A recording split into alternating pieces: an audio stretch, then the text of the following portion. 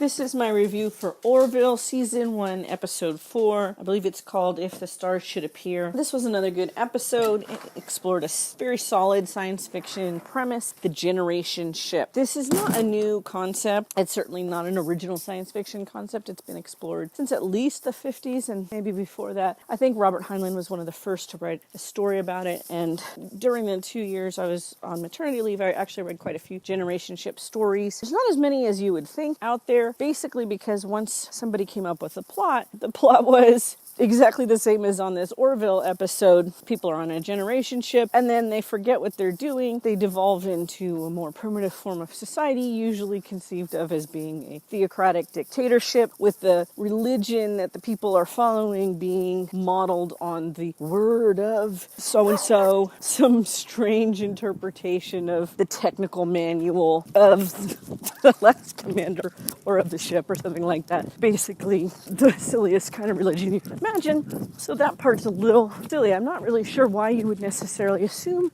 that any human society isolated long enough would devolve into a religious theocracy. It'd be interesting to know if that's actually a correct prediction. Maybe it's just because so many human societies do seem to devolve into religious theocracies. Things that were originally, the reasons for them were known, become unknown, and they're only handed down as tradition or superstition. Although I think that realistically, most traditions and superstitions, the real reasons behind them, the effective reasons behind them are never known. They work, but people don't know why they work. There's a nonfiction book that I'll review sometime, and he gives an example of this that's very fascinating, but I think I better go into that another time. There's nothing wrong with taking classic science fiction ideas and putting them into the episode of a TV show, though. This is something that the old Star Trek used to do very well. It was sort of a clearinghouse or a commercialization, or more, what do I want to say?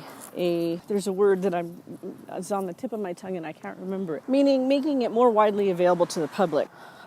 Television shows reach more people than novels because more people watch TV than read books, and people who wouldn't necessarily be interested in science fiction for the length of an entire novel will still often watch a television show that's set in science fiction universe. So ideas that are in classic sci-fi can be popularized in a television show, and they reach a lot more people than they would otherwise. Classic Trek used to do this, and now I see the Orville doing it, and it's pretty cool. This episode actually made me think of two classic stories. One, of course, being the generation ship, but there's something they do at the end. Spoiler alert if you're worried about that kind of thing. At the very end of the story, they find out that there's a way to open the sky, obviously not to actual space, but to kind of, well, the captain says as a joke, I mean, this has a sunroof. Basically, they can open the sky so that you can actually see the night sky, the stars. And that is what finally convinces all the people in one fell swoop that they are indeed on a ship, or that the world has boundaries far, far different and more expansive than anything they imagined. This reminds me not of a generation ship story, but of a classic Isaac Asimov story. I believe it was originally a short story, and then he expanded it later into a novel called Night. And the premise of this was that there was a planet very close to the center of the galaxy where there were so many stars in the sky that it was essentially daylight all the time. They had multiple suns, or the